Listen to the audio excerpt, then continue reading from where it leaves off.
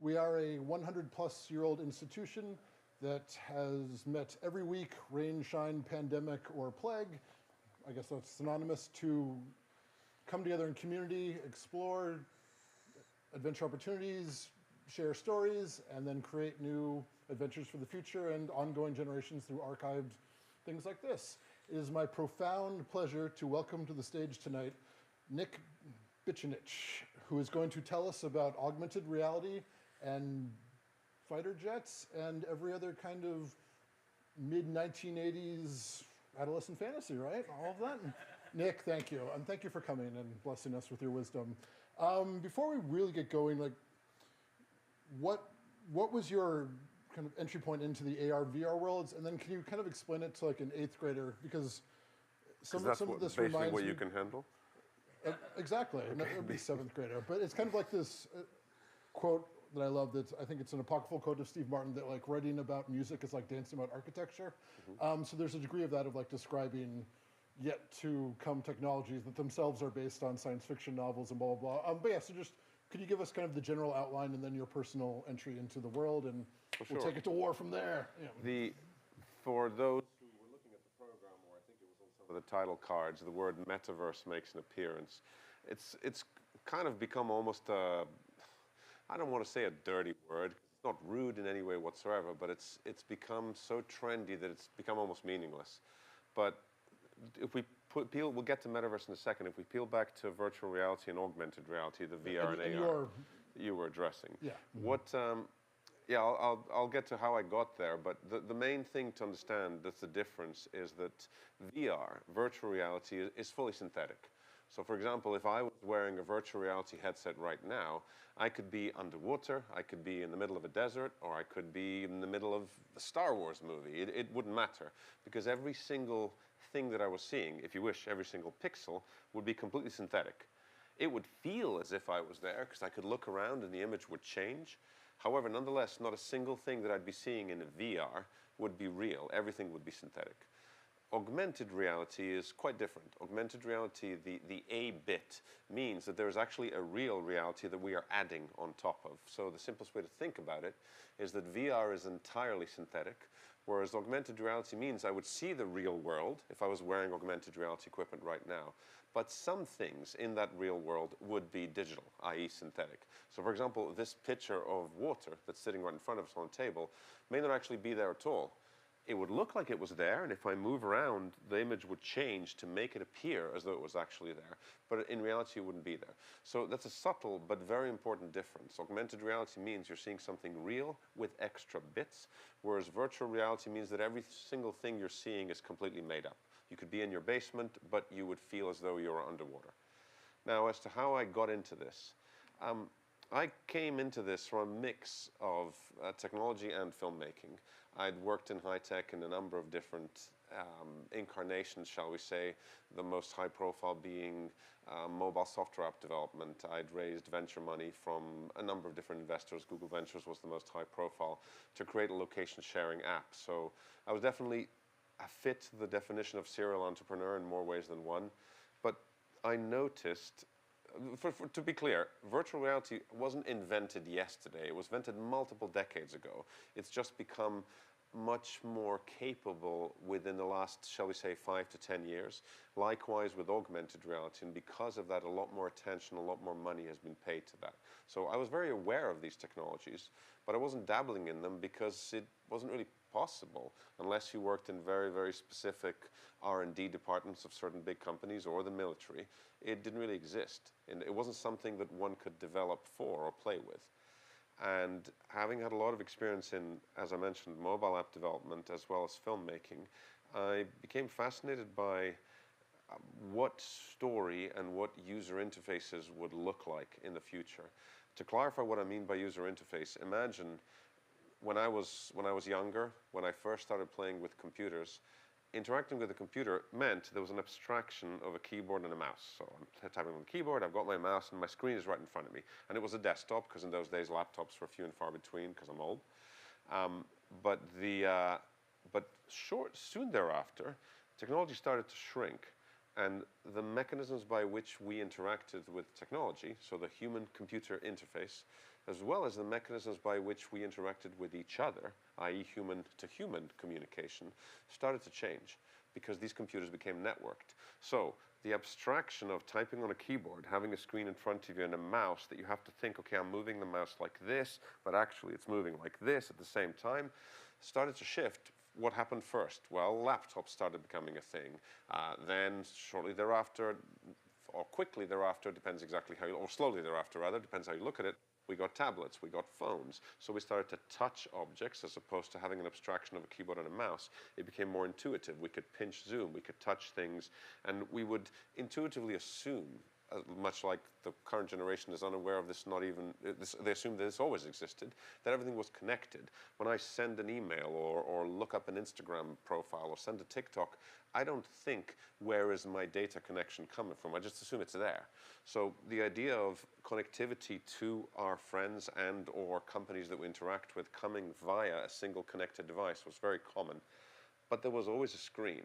So I started to become fascinated by what happens next. If there was a sense of technology getting smaller and more intimate, I forgot to mention smart watches, same idea, it just gets smaller, more intimate, more wearable.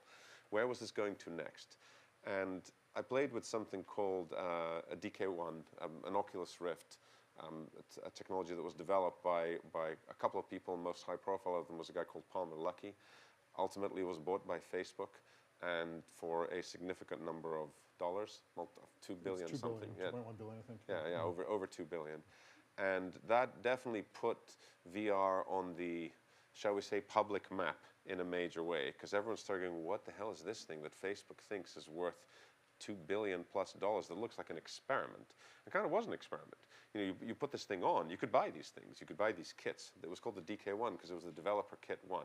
And you would get a helmet looking, or maybe an oversized ski goggle looking thing that you would put on your eyes, and you kind of look around and you go, oh, that's kind of weird, I'm somewhere unusual, but what could you do with this? What did this mean? And in many ways, remember, I'm talking about VR, not AR. In many ways, it became, there was a eureka moment when I started going, hang on a second, there's something emotional that happens. There's a way in which we can connect with content which is visceral in ways in which it's impossible to have in a traditional computer context.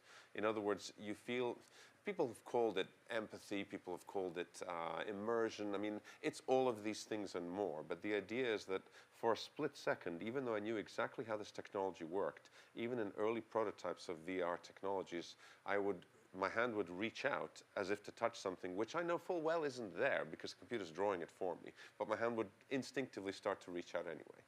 So I thought, okay, there's something here. I think this is going to be an inflection point technologically that will dwarf the technology leaps that have come beforehand. It doesn't matter whether it's the invention of the telephone or the television or the computer or the smartphone. It's something entirely different. And augmented reality was just the icing on the cake, because all of a sudden, instead of being caught captive inside a synthetic world, you could continue to engage with everything else around you. You've got to understand that as amazing as VR might be for some people, the problem with it is that it's completely isolating. Yes, you can do it at the same time as other people, so you can have a multiplayer VR experience, but it takes you out of the real world entirely. In some cases, that's a good thing if you want to travel or if you're trying to treat certain kinds of illnesses. But in many cases, from a social perspective, I thought it was worrying for me. So AR became, for me, it was an evolution from my thinking about VR. And I thought, okay, I know that I can feel that this is where the technology is going. But what do you do in this space?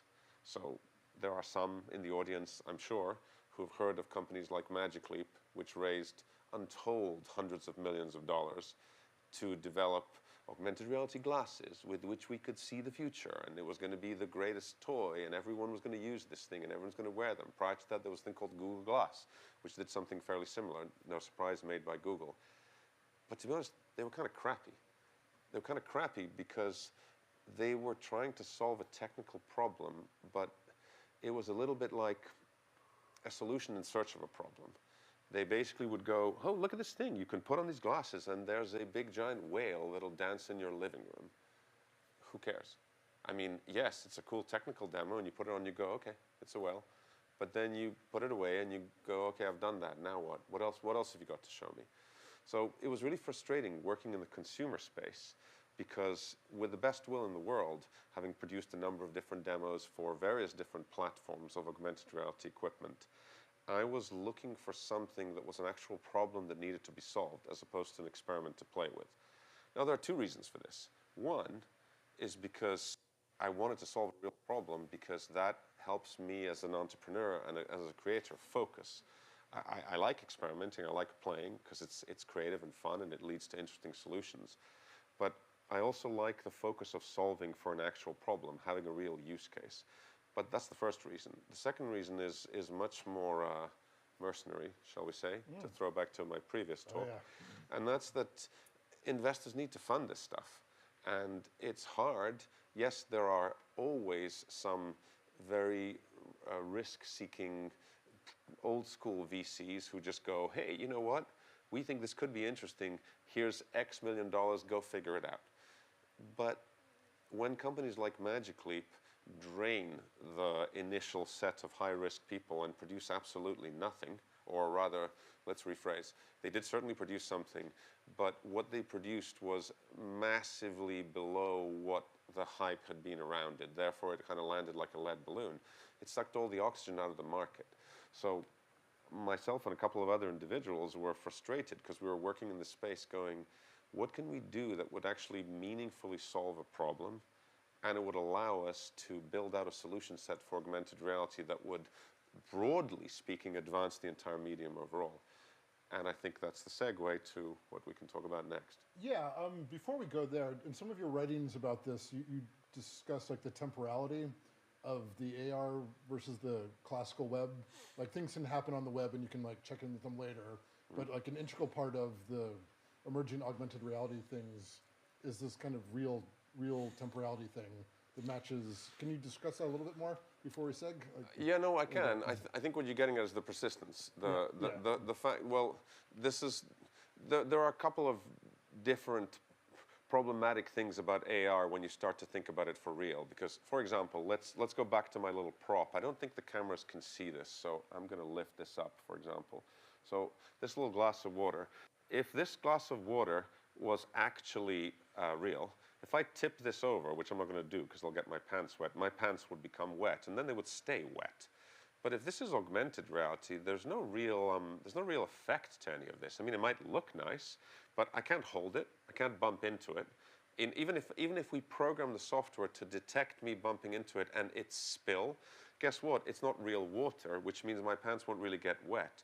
There are no real stakes involved in what's going on here. However, it is permanent and it's real. And I think what the particular thing that Andrew was getting at was that it bothered me that that there was a lot of possibility for doing fake things with augmented reality, whereas I was more interested in things that were real and that had impact. For example, for those of you in the audience who use or have used Snapchat and Instagram and seen some of the filters that they come up with, it's quite common for I don't want to dismiss it as being a teenage fad, but let's just say, because there's a lot of sophisticated technology involved, but let's just say that I could make my face look like a Disney character when I'm talking to you via a video chat. Okay, great. But I look like a Disney character or I look like Iron Man for the duration of my chat. Well, that's fun for some people, entertaining if you're a fan of Marvel characters or if you think it's amusing to speak with an Iron Man voice during a video call. But what are you actually doing if you do that continuously? In other words, if, for example, I could make myself look like Iron Man to you all the time and sound like Iron Man all the time, what is that saying? Because at some point, we're blurring the lines between fantasy and reality in ways that I think will cause us to ask some significant questions. And I think that ultimately, if we're not careful about how we build this stuff, we will end up, let's just say, increasing the increasing some of the anxiety problems that people are already facing with too much prolonged technology use. But it's a more nuanced problem set, which we can get to in due course. So it's kind of the schism between embodiment and authenticity of the human experience? I think so. I mean, I'm trying to differentiate between a fun thing, which is short term, namely the ability for me to fake a look or an object for a short period of time in which I know and you know where the boundaries are. Because you're listening to a voicemail, which is my voice with the face of a Disney character. You know where the lines are drawn. However, if we make this permanent and persistent, you no longer know where the lines are drawn. And what does that do to your psyche?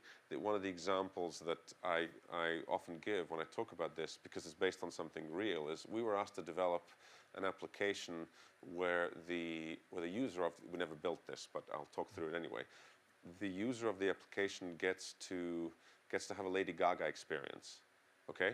So what did this experience involve? The idea for the client was that you would walk on stage and you would see the roaring fans, and you would look down, and you would see like Lady Gaga's body with one of her crazy outfits. And then as you sang like Lady Gaga, the crowd would, be waving lighters or screaming out the lyrics or whatever it is they do. I've never been to a Gaga concert, but I like some of her songs. And the idea is you would feel like Lady Gaga. Would you? Because what are you actually feeling there? You're feeling superficial aspects of adoration for someone who's a supremely talented artist in her particular category. But you've done absolutely nothing to earn that adoration. So what are you supposed to feel like when you've done this experience? Are you supposed to get the rush of the mix of nerves and euphoria that an artist feels who actually does this kind of stuff? Because if you are, what'd you get it for? And what does that do to your psyche if you're able to do this kind of stuff over and over again in AR? So that's the kind of stuff that I wrestle with. But I didn't mean to go deep metaphysical right off the bat when we were trying to talk about technology, but it's okay, you asked. So. Yeah, it's cool. I mean, Lady Gaga predicted this in her hit Poker Face, right? So, okay. Yeah. So you have all these deep existential questions. That's a good segue. You're right. Yes. And so you decide to form a military contracting company. Well, so now you're back to what I was giving you as a bridge before, but you decided not to take it. That's okay. Hey, baby. That's how we roll. We're in the metaverse. So the idea here was we were seeking to solve a real problem. And in addition to seeking to solve a real problem, we needed to find something that would be an interesting problem to solve and that would be meaningful, not just for the initial use case, but for a much broader market afterwards. And it so happened that a couple of people who were fundamental in making this thing get off the ground were all available around about the same time, and that's how Red 6 was born. And this might be a good time to spool up a video. Now, before you kick this off, the video you're about to see is a short video that Epic Games produced for Red 6. So there's a plug in the middle for Unreal. Please ignore the plug, not because Unreal isn't fun, but because normally you wouldn't run a promotional video. It's just a convenient one that is public and that I am able to show because a lot of the other information is proprietary. So without further ado, we can roll that.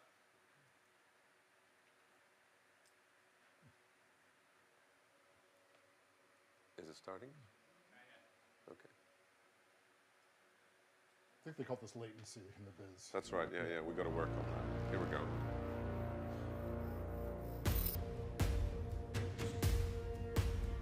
Red 6 is an augmented reality platform company. We build solutions that enable things that are impossible using augmented reality. We're currently focused on our shortest term goals, which are getting our solutions into fighter pilot cockpits, basically enabling the fighter pilots to be able to see entities that don't exist and fight and train against them.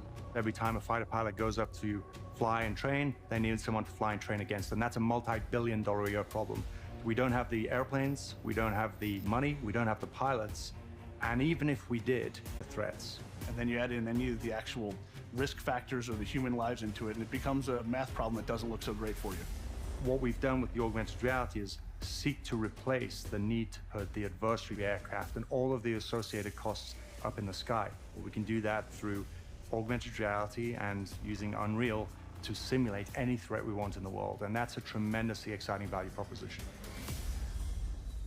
We've talked to a number of different pilots about this, both Air Force and Navy and many others. They're curious but skeptical because they think, how's this going to work? Because they've used head-up displays for multiple decades now, but are extremely narrow, one color, sometimes only one eye.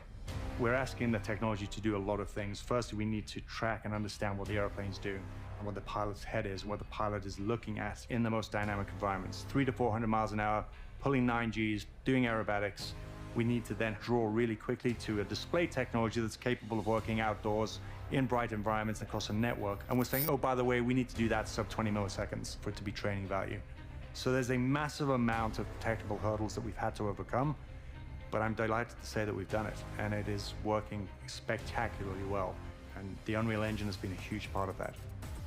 Doing augmented reality correctly requires extremely low latency. When you're on the ground and you're doing something in augmented reality, there's kind of an almost like fudged error that doesn't exist in the air. So now we're doing 300 miles an hour plus, and any of those discrepancies or deviations show themselves in quarter-mile distances. So anything that you can do to shrink this latency stack has a massive impact on the realism and therefore the training value. Did we start with Unreal Engine? No, we didn't. But we moved to it as soon as we could.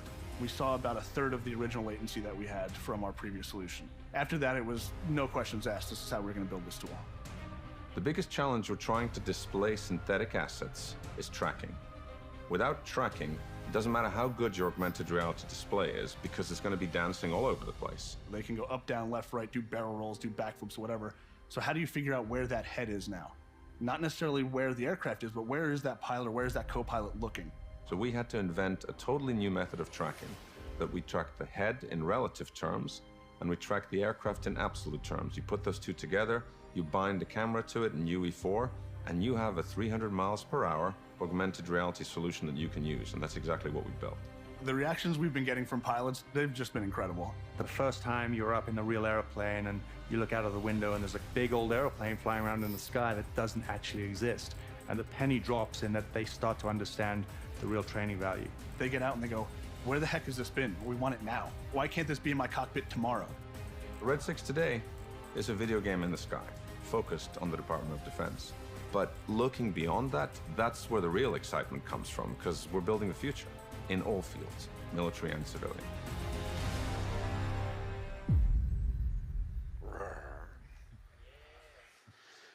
So yes, just to clarify for those who were paying attention, what I mean by tracking is that, you see, I forget that they can't see this, so here, let me lift this up. I'm going to try not to spill it. So if this object was synthetic, let me rephrase. Since this object is real, it doesn't matter where I move my head, because it's a real object, which means that it still looks like it's actually there, because my brain knows where my head is, and therefore what my eyes are seeing is correct. Unless I have some problems with my brain, which, you know, I might, but for the moment, let's assume I don't, this is going to look correct, which means I know where it is. But if you start drawing this object digitally, it's got to behave exactly the same way, which means if my head rotates or moves up and down or moves around it, or my body moves because it's connected to my head, or my eyes rotate without my body moving, this object has to constantly be redrawn. And if it's redrawn inaccurately, what happens is something like this. And you go, why is this object shimmering? And it breaks the illusion that the object is real. And that's what, it doesn't, even with the best display technology in the world, unless you nail your tracking, you are essentially it's hard to fool the brain that the thing you're looking at is actually real. Which means did my mic drop out or is it still good? No. Okay. Which means that we couldn't use any off-the-shelf tracking solutions or any off-the-shelf display solutions. We had to build our own, which will, for the people who have tried to build AR solutions themselves, who might be in the audience, is going to make them either roll their eyes or just freak out, because it's not the kind of thing that one normally intends to do if one can help it, because it's a giant pain in the ass. But yeah, we had to do that, and we did that. So the bottom line is some of the video footage that you saw in that clip is actual through the headset footage. We have a slightly longer clip of that, which we can get to in a bit. But this is an experience. We had very experienced fighter pilots and potential investors and potential partners who would come to the hangar for a demo, and they would go, okay, where's the computer? Where do I sit and try this thing? And we'd go, what do you mean? Get in the plane. Get in the plane, take off and fly to Malibu and do aerobatics. And they go, what do you mean? What computer? Where's the simulation? Like, that's the simulation. Sit in the back of the aircraft, put a helmet on, take off and look outside the window, and you'll see the enemy aircraft.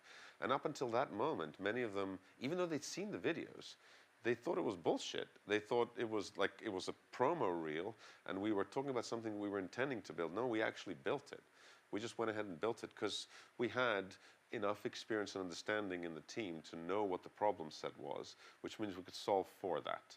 And a simplest way, it was alluded to in the video, but the simplest way to describe the problem set is that for what is conventionally referred to as a near-peer threat for the United States, and usually that would be Russia/China, but given Russia's performance in the Ukraine, I don't know if that sentence is even valid anymore, but that's a whole different discussion. So let's call it China for the moment. For a near-peer threat for a fighter pilot, and to be clear, we picked the fighter pilot problem set for two reasons. One, because it's extremely challenging, which means if you can solve this for fighter pilots, you can solve it for guys driving cars and or tanks and or anything else on the ground. You can certainly solve it for guys walking around, because fighter planes move at 300 plus miles an hour and very dynamically in three dimensions. Most other vehicles and humans do not move like that. And the harder the physics of the movement, the harder the tracking is to do. That was one reason. The second reason was that we had, in the founding team, there was 3 core founders. You saw them all in the video. There was myself and Glenn Snyder, who were both technologists, and there was Daniel Robinson, who was a highly regarded and very experienced former fighter pilot, flew the Tornado in the RAF, weapons school in the RAF, and then was the first non-American to fly the F-22 Raptor, 5th-gen aircraft. He stood up the first Raptor squadron, one of multiple people who did that. So from the very beginning, we had, through Dan and then many others, a very, very deep connectivity within the US Air Force, which allowed us to make progress there of the kind that a small startup usually cannot do. Traditionally, when you're working with an arm of the DoD, certainly, say, Air Force, Army, Navy, Marines, you don't talk to them directly as a small startup. It just doesn't work that way. You go via one of the primes. So you're basically trying to get crumbs, and someone like a Lockheed or a Northrop Grumman or a Boeing will go, oh, this looks interesting. We'll give you a few $1 million to do something. And then if they like it, they'll just sell it to the big army for 20 times more, and you can't do anything about that because you can't hop that fence. Well, we hopped the fence. We hopped the fence on day one, and we stayed on the other side of the fence very, very well. And the company's made a lot of very, very positive progress. But yeah, that gives you an idea for what we were doing and how we were doing it. I kind of answered a bunch of questions you didn't ask, but... I just think it's really remarkable that your startup had extra ramen while you were going through those early stages. It's kind of, so in your kind of global utopian view, you're on that DARPA trip that like DARPA funded GPS and then automated driving, and through the military, it'll then extend out into civilian technologies, and then we can have that, I think you call it an inflection point of AR going forward. Is that kind of your dream, or how are you seeing this playing out? Well, it is definitely true that there is, it's a much, much broader subject, but I'll try to simplify it a little bit just for the sake of a quicker discussion. It is a fact that in our early interactions with, shall we say, traditionally well-known investors in Sand Hill Road, the Silicon Valley standard companies, we got a lot of pushback because they didn't want to invest in what was considered a military technology, because it was clear that our go-to-market strategy was the DoD, or, well, broadly speaking, the DoD, but more directly the US Air Force. And I find that a somewhat short-sighted view for reasons that you pointed out. I mean, there we are in the middle of Silicon Valley talking to people who have made hundreds of $millions off the back of connectivity and semiconductors that are in cell phones, that all the bits and pieces of which only exist because of the money that the DoD poured into various different developmental technologies via DARPA. So while I understand the, shall we say, the philosophical position from which an investor might go, well, I don't want to invest in war, I just find it naive to imagine that the same thing that pushed technological progress forward, whether it's via semiconductors or via the space race, won't be needed in order to do so again, to make massive leaps. So it was a roundabout way of getting to your point. I definitely think that for certain types of technologies, the only way to make big leaps is to deal with people who have A, very deep pockets as a customer, and B, who have an actual problem to solve. Because the inflection point that you're alluding to, which is when all of us have some sort of augmented reality headsets, and before you think, I'm never going to do that, our parents' generation probably thought, I'm never going to have a computer in my pocket. Why ever would I need that? I'm not even going to have a computer. It's perfectly fine to have a typewriter and a telephone. Fine, maybe it's grandparents at this point, but you get where I'm going with. Yet now everybody has, well, mine's over there, but everybody has a mobile phone, which the joke goes has more computing power on it than the Apollo space program did. So I think it's naive to imagine that we won't have augmented reality in the future, all of us in some way. Whether it's via a contact lens or a sunglass or glasses or something, who knows? That remains to be determined. But the only way we're going to get there is by somebody funding this now who actually has a reason to give a shit about this technology existing. So from my perspective, yes, I 100% was confident that the only way to sensibly move this forward quickly was to develop for a real use case, and this was the only one that we found. Now, the fact is, down the line, it's clear that a transition would be made in some sort of, I believe the military refers to this as dual use, stuff that has a consumer/civilian use as well as a military use. That was always on the cards. The question is just when that was going to happen. It's an interesting thing when you work with the government, because not only do you take money from investors in some cases, but as an entrepreneur, you are able to tap into certain types of governmental so-called non-dilutive funding. For those who don't know what that means, normally when you take money from investors, they will take a slice of the company off you because that's how the game is played. They'll give you X million dollars, they take X% of the company, and they reap the benefits. The way the government works is their funding grants, so long as you align with the use cases that they need, are non-dilutive. But that doesn't mean it's free money, because you still need to deliver a product to them, but they don't take a slice of your company. So there is definitely an art as well as a science in navigating the governmental relationships without giving up tons of IP. But if you do that dance correctly, which I believe Red 6 did, then you can end up with something that's A, useful, B, has an immediate customer, and C, has money that can help you grow and develop your technological stack to do whatever you might want to in the future. Cool. Does that answer the question? Oh yeah, totally. I have a a question relating to your previous statements about authenticity and embodiment. I have a dear friend who's a pretty hardened combat veteran in Iraq, and he was saying, and he's in his mid-40s now, but he was saying for the younger generation he was serving with, like the 18-year-olds, they would go into a firefight and they've been like raised their whole lives on video games, and the video game thing continued into their training, and he's like, out of his gourd smoking cigarettes, like leading these kids, but he's like, they were fine, and like they couldn't really distinguish between the video games of like Call of Duty, which they were raised with, and then the simulations through their training, and actual combat, so that war like didn't affect them like it did him in a way, because he like was coming from the I can media see of real life. It's an interesting story. I can understand some of that, but I mean, surely the first time you see your friend headless next to you or bleeding his guts out, that must disappear, because that stuff doesn't. I mean,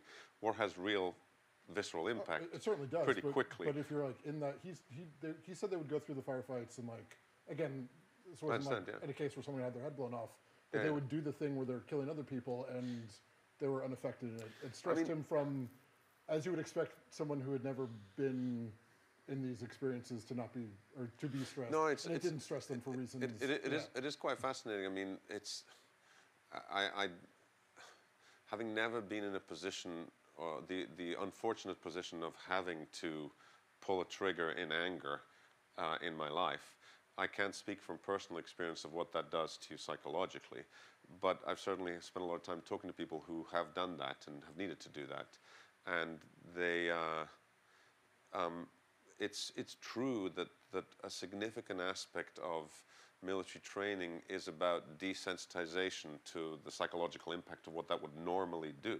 Because a normal person, unless they were psychotic in some way, would presumably struggle with the moral implications of pulling a trigger and or jettisoning a weapon, which would kill someone on the other end. Multiple things are psychologically necessary for that to happen.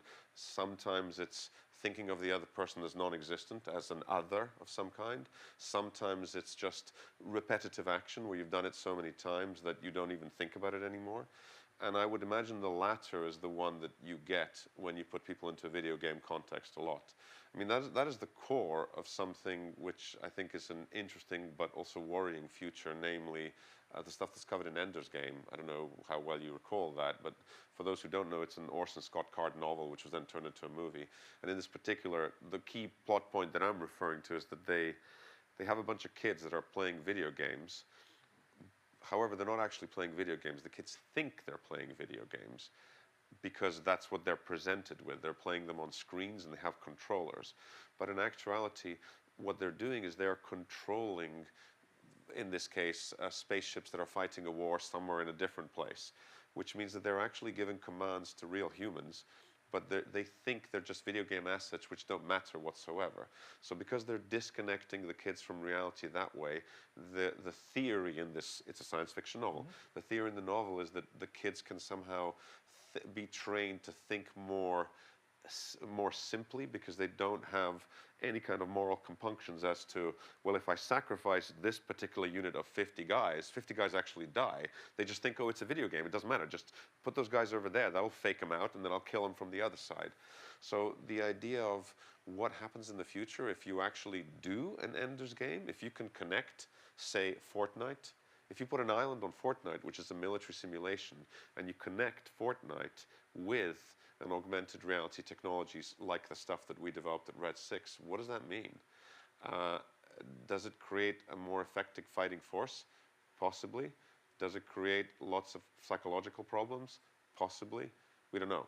But there's lots of, the future for a lot of that stuff is not yet written, but I believe that it is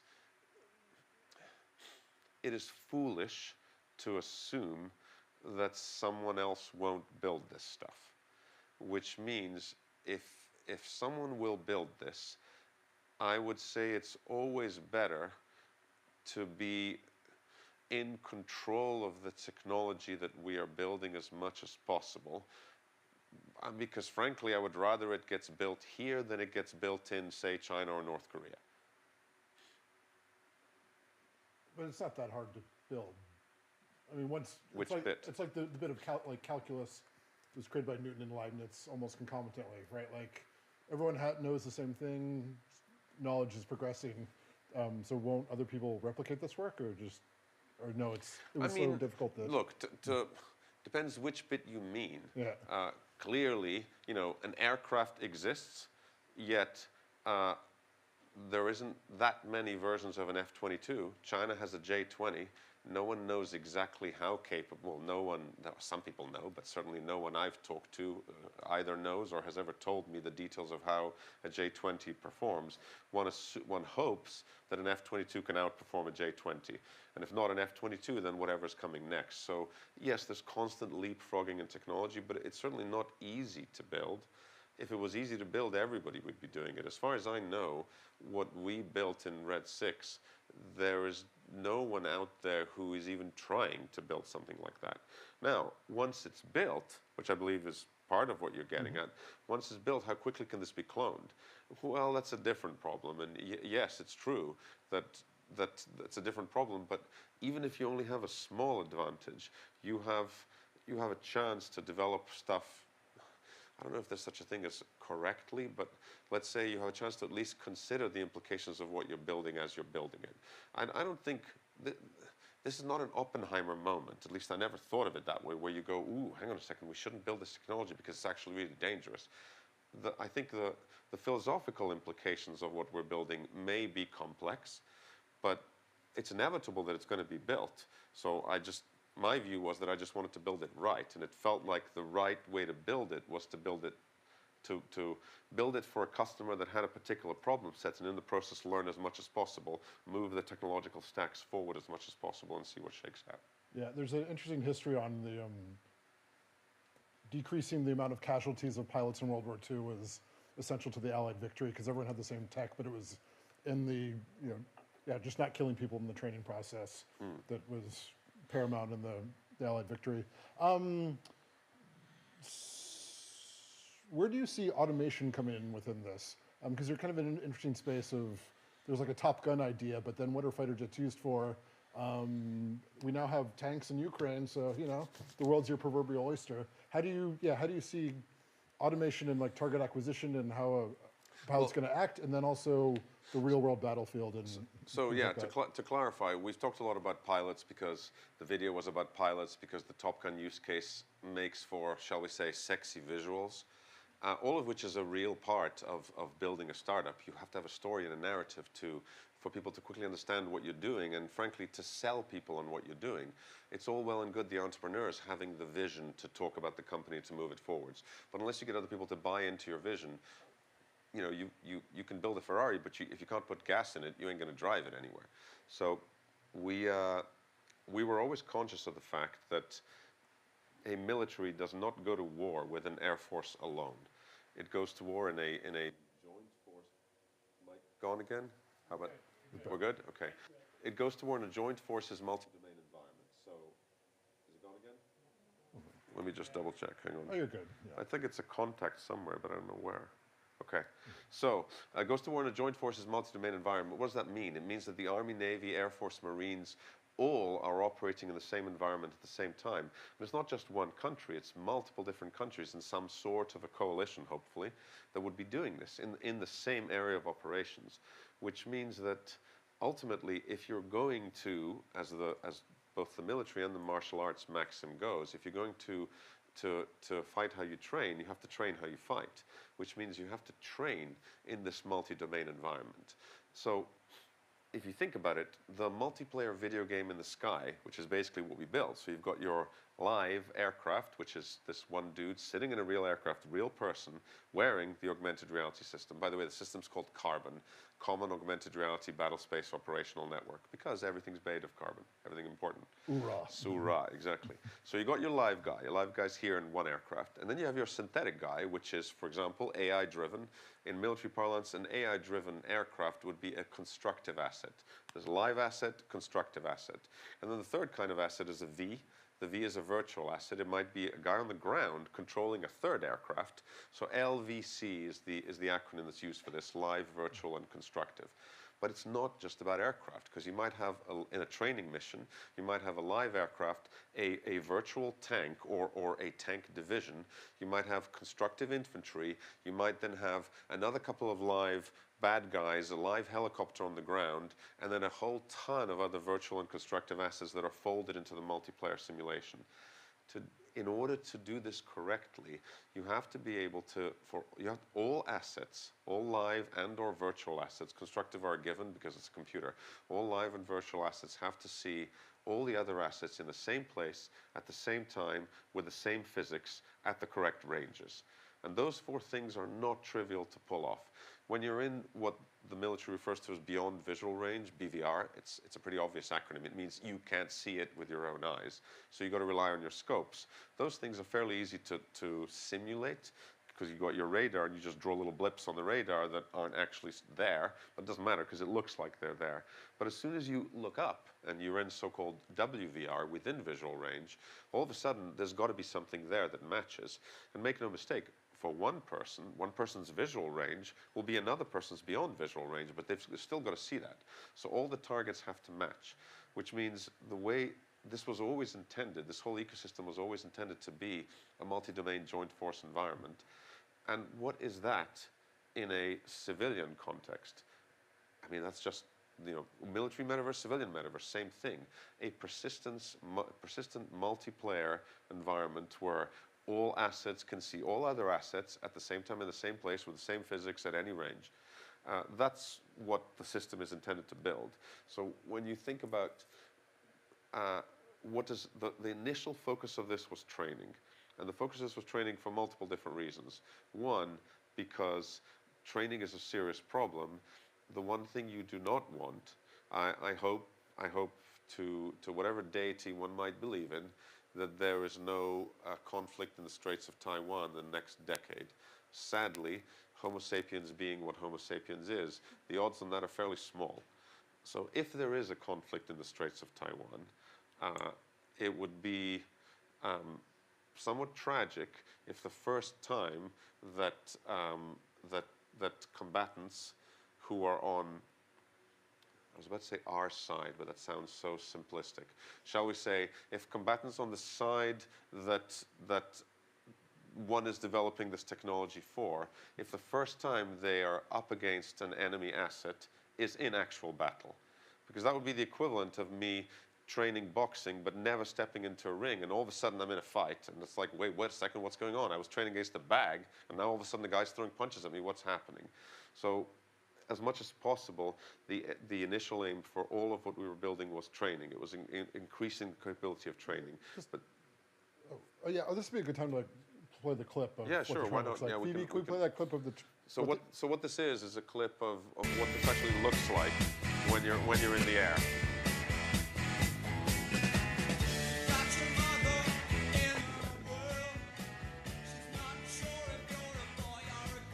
This was filmed with a helmet behind which we put a camera, so it's filmed optically directly through the headset. Can we run it once more, because it's pretty short? Does the music play? No. That was me just adding a track because it was boring without it. Do you mind running it? Did she run it once more? Oh, it is. Okay, yeah. So it's this is you're seeing. I don't know exactly which bit because I can't see the screen, but you're seeing an F-22 Raptor as a friendly. You're seeing, I think, a Chinese J-20. There might be an Su-27. I can't remember exactly what's in the clip anymore. But it just the sky and the mountains you're seeing are Santa Monica or Malibu and bits of the Malibu area. But the aircraft itself is being drawn. To be clear, this is the previous generation headset. The current one that's being flown with has twice the brightness, 4 times the resolution, and half the latency. And we're moving that forwards the whole time. As I mentioned, we had to build a lot of stuff from scratch. We didn't want to build a lot of stuff from scratch. We wanted to use off-the-shelf things because we're building a whole ecosystem. It's not like we're going, oh, look, here's the Microsoft HoloLens. Let's build an app for it. I wish it was that, because that would have been super easy. We went, we need to solve a problem. How do we do that? Let's find, oh, that doesn't exist. Okay, shit, how do we do that? Okay, well, we'll have to break the problem apart into, take an impossible problem, rip it apart into 2 possible problems. Let's see if that works. Okay, it does. What do we need to improve? Build, build, build, build. And so we keep iterating from there. We had the luxury of having initially 1, now 3 very capable aerobatic aircraft. So if you see an unusual looking aircraft taking off from Santa Monica Airport, which looks like a hammerhead shark, it's got these little stumpy wings at the front. They're called canards. The aircraft's called a Berkut, and it's a very, very capable, as long as you have an experienced pilot at the controls, aerobatic aircraft which has an engine in the back. It's a pusher. And because of that, it looks to the pilot. Normally, if you're sitting in like a Cessna, you got this big-ass engine in the front. It's like you're driving a bus. You have to look over the top of it to see anything. But with a Berkut, the engine's in the back, so it looks like a needle pointy nose, kind of like a fighter jet would be. It's not a jet. It's a turboprop. But it's nonetheless the ability. Because we had our own aircraft, we could progress very quickly. We could actually build a finished solution and just say, hey guys, look, it works. As opposed to going, excuse me, can we borrow one of your jet aircrafts to test something out? And they'd go, first of all, they'd go away. But let's say you could make them not go away. They might go, yeah, sure. In next year, you can have it for a day. We'd never have done anything if we had to do that. So we knew from the very beginning that we had to do stuff ourselves. Wait, but there was another question. Oh, yes, I remember what I wanted to say. We're talking about training quite a bit. It's not just about training. If you think about it, there are lots of operational use cases where you might want to see things that aren't actually there. For example, somebody knows where, I'll use the example of aircraft because it's top of my mind, but I'm sure we can come up with other ones. Somebody knows where anti-aircraft batteries are. Somebody knows where radars are. Somebody knows where airspaces are. You're not allowed below or above certain something. And you could be told all of this, and you as a pilot would have to visualize where all these things are and constantly be mapping things you see on your scopes to things that are in the real world in real time. And pilots have to do this. They're spatially very capable, often extremely so.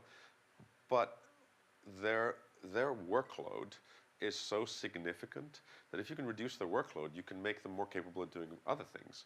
So why wouldn't you just draw for a pilot who is flying in an operational context the locations of, for example, certain tanks? So if you're doing something that requires you to look out the window, whatever it might be, instead of having to look down at your scopes all the time, you can have an extremely sophisticated head-up display. And that's the same technical problem, different problem, same technical solution. Now, head-up displays have existed for a number of decades, but they're shit. Why are they shit? Because they're extremely narrow. By narrow, I mean narrow field of view. We're talking about like 15, 20 degrees in some cases. Even the F-35 helmet, which costs $500,000 per helmet, has a field of view of about 30 degrees. It's only one color. So what does that give you? I mean, sure, it'll give you your altitude. It might give you a little scope of some kind, or maybe like a little blip to be able to see something. But it's like, imagine if you, how do you think of a narrow field of view versus a wide one?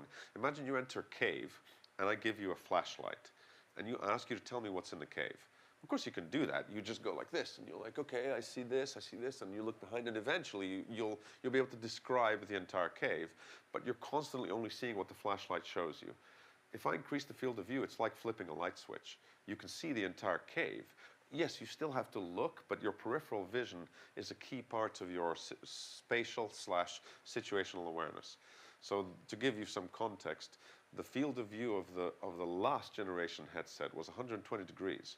Now, some people in the audience who are experienced in the augmented reality world will go, I don't believe you. And Lucas, I'm looking at you. Just look away. It's like a Plato's cave joke I was about to make. One day there'll be an opportunity for you to see it. But let's just say, yes, it's 120 degrees field of view, full color, high resolution. So yeah, good luck trying to buy that on the shelf. Excellent. I have one more question, then we'll send to the audience because we have lots of fighter veterans and AR practitioners here. How do you see autonomous systems going into this? Because you have, various targets, and then you have the kind of offloading of the pilot's attention, plus the speed of these encounters. It's like if two jets see each other, someone's kind of already made that lethal call, or do autonomous systems kind of become subsystems within this for other mission directives?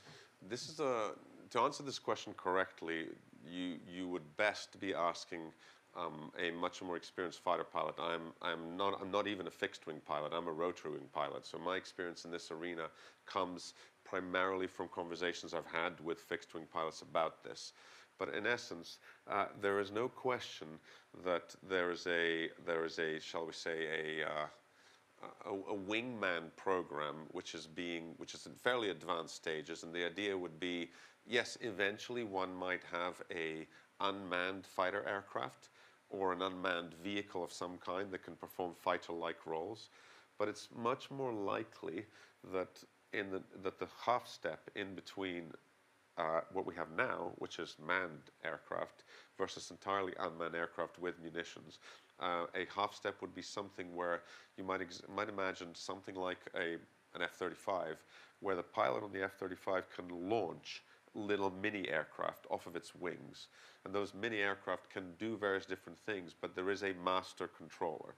Now, that master controller is the computer on board the human-powered fighter's aircraft. So how do you develop the AI for something like this? That's where the Red 6 technology stack comes in. Because if you think about it, you've got to train the AI on something. So if you're training an AI to detect images of hot dogs, like they do in the TV show Silicon Valley, which is actually fairly entertaining if you haven't seen it, then you just show it a bunch of pictures of hot dogs. But if training an AI to be able to respond to a rapid twitch human very short compressed OODA loop. For those who don't know what that is, they can look it up, but it stands for observe, orient, decide, and act. It's a mechanism by which you get inside an opponent's rapid thinking, not just used for fighter pilots, but Colonel Boyd, a fighter pilot, developed this a number of years ago. Anyway, if you're developing AI that can fight against a human opponent that's in the air moving in 3 dimensions, you've got to put it up against the human component that's in the air moving in 3 dimensions. How do you do that? You can't do it in a simulator. And the reason you can't do it in a simulator is you can try, but a dude in a simulator who's flying against your AI in order to train it and make it better, he can't crash, he can't die, he can't run out of fuel, he doesn't have the same, he can't pull G's, he doesn't have the same cognitive load and the same pucker factor that a real pilot does. The only way you will be able to evolve the AI to do exactly what you were alluding to, which is to have these unmanned aircraft that are automated, is to train it in a carbon-like context. I'm saying carbon in the context of Red 6. In other words, you put up there has been, it's documented now, it's not really a secret anymore, but the first ever AI versus live fighter pilot air-to-air combat mission has already been flown, because we did it. And it was fascinating, because it certainly wasn't trivial, and that AI is constantly evolving by virtue of it being flown against real pilots. So the next phase of evolution for Red 6, which is already well underway, is to, instead of doing it in the civilian aircraft that we've been doing it, is to put it into a military aircraft, specifically well, actually, no, I can't be specific about it, but let's just say a military aircraft that belongs to the Air Force. And it goes from there. Cool. I mean, we're all tax-paying citizens here, so it belongs to all of us. That's right. Thank you. Let's take this out to the audience. Audience, our speaker's brilliant, but we're somewhat pressed for time, so no statements, only questions. And thank you. And then we can all meet for coffee later.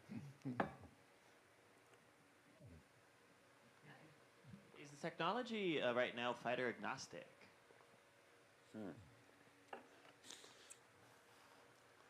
I'm going to go with a yes. But what I mean by that is that we didn't, by definition, it has to be aircraft agnostic, because if we built it only for our own aircraft, which is essentially a Berkut, if you want to, you can look up the Berkut aircraft, just type in Berkut Canard aircraft, developed as an offshoot design. A guy called Bert Rutan developed the Long Easy aircraft, and then Dave Ronenberg developed the Berkut. Dave Ronenberg is actually also based in Santa Monica. If we only developed it as a Lego brick that plugs into the Berkut, we'd be screwed. Because guess what? No military or civilians anywhere in the world use the Berkut. Only, I think, like 100 of them were ever made. So we had to develop something that was modular and that could be plugged into other aircraft. But the only reason I hesitated with answering that is that it's not always 100% trivial. I'll give you a simple example. The moment you put technology on a pilot's head, even though a pilot is wearing a helmet, you need to think about the ejector seat. And every aircraft has a slightly different ejector, not every aircraft, but many aircraft have slightly different ejector seats. Many aircraft have slightly different compute configurations, e.g. if I go, hey look, I've got a 6-inch by 6-inch by 6-inch cube, that's my compute unit, and they go, yeah, we don't got the room. We're like, what have you got? And they'll go, we've got something that's shaped like this. And we go, okay, we got to refactor the boards to make it fit. But so broadly speaking, the components and the modules were designed to be able to fit into aircraft. And in some cases, for example, certain aircraft have sufficient compute power that we don't need a compute unit on top of that. We can piggyback on theirs. So I think that the answer is, broadly speaking, yes, but with some caveats. Does that make some sense? Thank you. Great presentation. You're in the military sector right now. Question is, do you see yourself moving out of that into the commercial aviation, and are there markets beyond aviation that you're looking at where it would be implemented? So I'll preface this by saying that I'm actually no longer with Red 6. So I was one of the co-founders. I was the founding CTO. I was with the company for the first, up until about 6 months ago. So while I can certainly answer the question, my answer is likely correct. I can't speak for what happened in the last 6 months because I don't know all the information. So the plan was always to do exactly that. And in fact, multiple different steps of that plan had already been executed. Specifically, I'm trying to think how much of this was public. Let's just say that it stands to reason that anything that involves a vehicle becomes really interesting and possible to do very quickly, because if you can do an aircraft that's moving at hundreds of miles an hour, a car becomes trivial, because cars, unless they hit bumps, tend to move in 2 dimensions. They're moving on a flat plane. Yes, fine, they go up inclines, but generally speaking, they're moving in a 2-dimensional plane. So that automatically massively simplifies your problem set. And then on top of that, they're not moving 300 miles an hour. At least, I mean, I hope they're not. I don't know, what's the land speed record for those rocket cars? 200 something. It can't be 300. That would break it they're apart. over 500 these days. Are they really? Oh, wow, okay. Well, ignore those. But yes, and they just go in a straight line. They can't steer. They'll die if they steer. Yeah, that's right. They're one-dimensional. So certainly the lowest hanging fruit for the technological stack involves aircraft. And I don't need to spell out which companies out there might, for example, fly lots of aircraft that, for example, have cargo deadlines that they might need to meet, and it might be interesting to lower their pilot workload in various different ways. Does that make some sense? So yes is the answer. Lots of civilian things are being discussed. The trick is, as ever, that when you're a startup and you're chasing, you have to be extremely careful about how you use your resources, and also how you focus your attention on revenue, because it's all well and good if somebody has a useful application of your technology, but if you're only ever going to sell them 2.5 licenses, it's probably not worth pursuing the small amounts of customization, because it's just a giant distraction. So it's a fine balance between going, hey, cool, let's do the Red Bull air races. That sounds like an awesome thing to do, versus something that might, for example, actually, that could be an interesting PR move, but it may not bring in a lot of revenue. But that's a dance for every startup. And it's just in this particular case, it's a bit more acute. Well, all right. I also have to say kudos on the Orson Scott Card. If you have a chance to read that book. So you mentioned you left the company 6 months ago. I'm curious, what's next? What are you looking for? What are you trying to do? I wish I knew the answer to that question. There are a number of different options to look at. I'm still very, very... I mean, I was about to say I'm still very bullish on the AEROSPACE. It sounds like, why wouldn't I be? I mean, there's no doubt in my mind, as I said multiple times, probably in those exact words tonight, that augmented reality is a key part of our collective future. So I have no doubt that I'll be doing something again in the AEROSPACE. There are some things that are being looked at right now, but we'll see is the answer. There's when your head's down in the early stages of a startup, building tech, which in our case was a combination of hardware and software and process/ecosystem,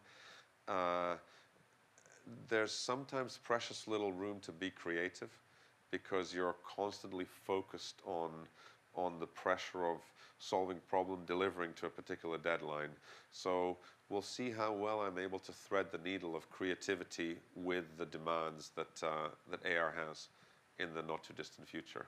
I don't know. Let's have lunch and talk about that. I will ask the fighter pilot question, or the Wizzo question. You're putting your computer in someone's airplane, and the modern military is very paranoid about other software getting close to your source code, much less reading the files that it's processing.